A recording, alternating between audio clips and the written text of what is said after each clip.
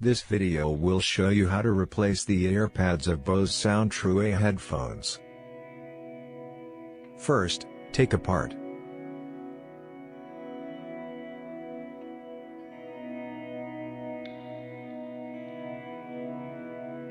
Second, put the tone tuning foam in the center.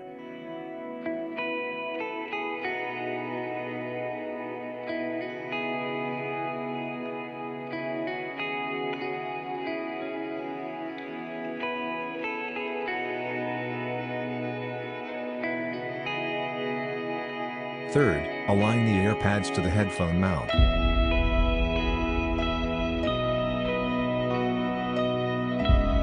Fourth, press the 8 points and stable the earpads.